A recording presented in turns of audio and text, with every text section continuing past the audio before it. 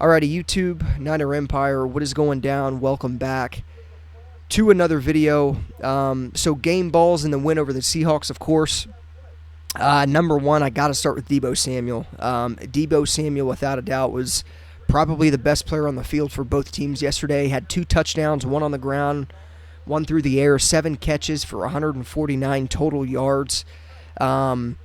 Deebo has been the 49ers MVP over the last 2 weeks, without a doubt. He's been the best player on the field for both teams in both of these games against Philly and of course, the Seahawks. And that's pretty much a no-brainer. Like, Deebo Samuel absolutely, without a doubt, deserves a game ball. So I got to start with Deebo Samuel there. Hell of a game. Shout out to Deebo Samuel. It's not surprising. It's always interesting because, you know, clearly the 49ers have such a loaded roster that not everybody can go off week in and week out. Sometimes it's Brandon Ayuk. Sometimes it's George Kittle. Sometimes it's all Christian McCaffrey. Sometimes it's, you know, Deebo Samuel and whatnot. But over the past 2 weeks, it's been Deebo Samuel, and he's done it at an insane, at a crazy high level.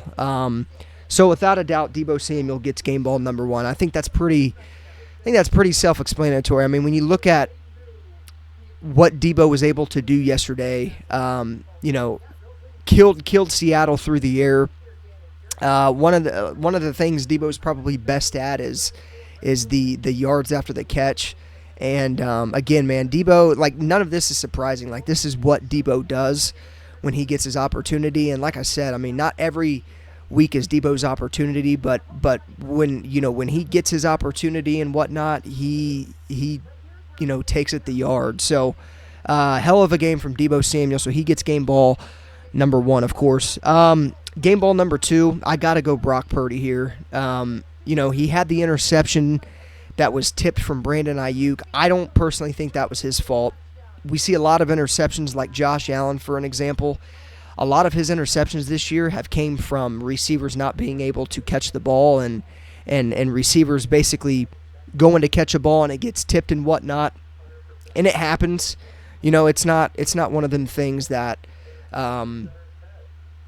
Josh Allen's at fault for. Now, Josh Allen has thrown a lot of interceptions, and this is definitely one of his off seasons, I would say. But yeah, I mean, it happens. Like, again, Josh Allen's a prime example of that, and I don't think that was Brock Purdy's fault. And the way he responded after throwing the interception was fantastic. Like, he couldn't have played better after the interception. So, and that's something that Brock Purdy has done for quite some time now. Like, he throws an interception. It is what it is. It's straight to the next play, straight to the next drive. He puts it behind him. He doesn't dwell on it. And that's one of the things I like about Brock Purdy a lot. So, Brock Purdy, I mean, 19 for 27, 368 yards, 2 touchdowns, and, of course, the interception. Touchdown to Deebo Samuel, of course, and then George Kittle. He also threw another touchdown to Kittle as well. So, Brock Purdy, though, career-high yardage yesterday, 368 passing yards. That's insane. Again, strengthening his case to win the NFL MVP. There's nobody else more deserving of it.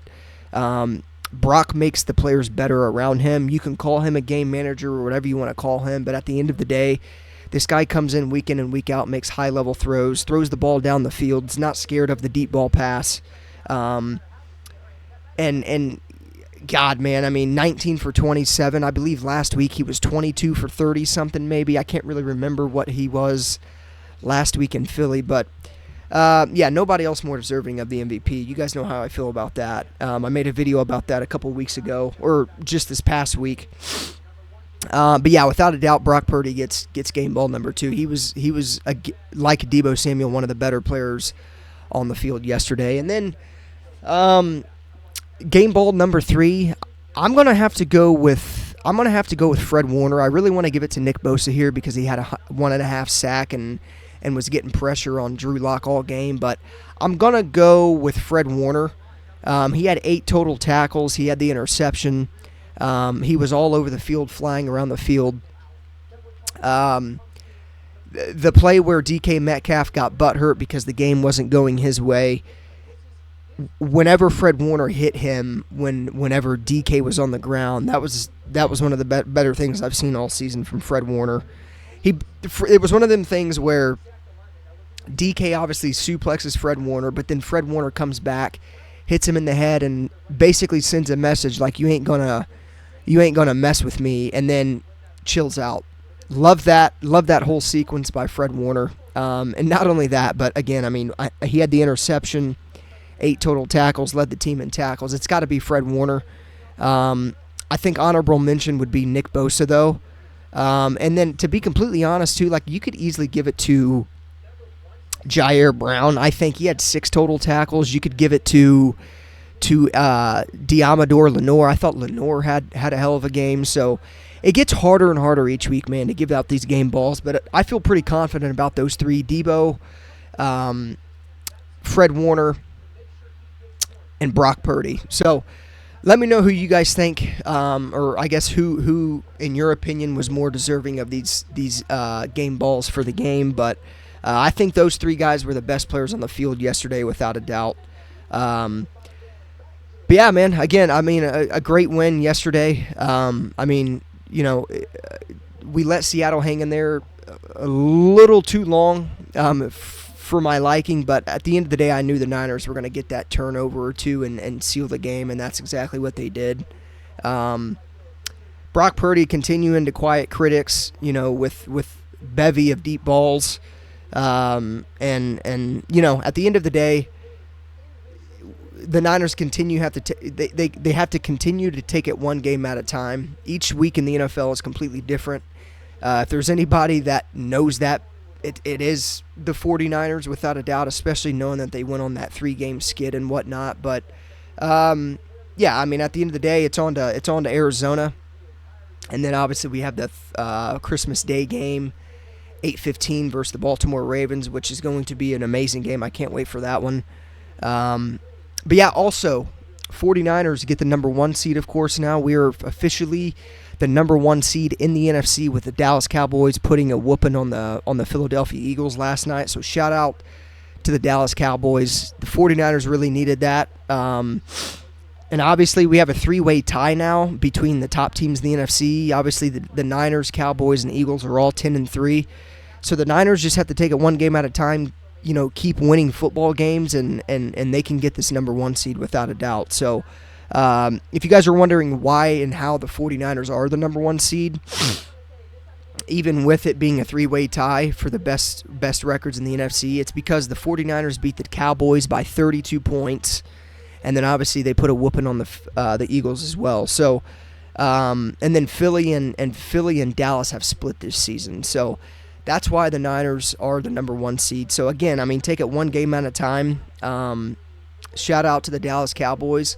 I was rooting for you guys last night. It's probably the only time I'm gonna be rooting for you guys, but you got the job done. Eagles were very vulnerable going into the game. That's hence to why I picked the Cowboys to win it. I got to give kudos to Dak Prescott. He doesn't play well against us, and I don't think he ever will, but he's been playing at a pretty high level, and you know, he's right there neck and neck with Brock Purdy to win the MVP award. So yeah, shout out to the Dallas Cowboys, of course. Niners are officially the number 1 seed in the NFC. The first round bye is going to be huge, man. Like, they absolutely have to hold on to this number 1 seed. But again, we'll see what happens. We still got 4 more total games until the season's over, and then obviously going into the playoffs. So yeah, as always, go Niners. Just to recap again, Debo Samuel, Brock Purdy, Fred Warner are the 3 players that I gave the game balls to. So let me know what you guys think of the game ball selections in the comment section down below. And if I'm missing somebody, let me know in the comments. But yeah, with that being said, as always, go Niners. I'll see you guys in the next one.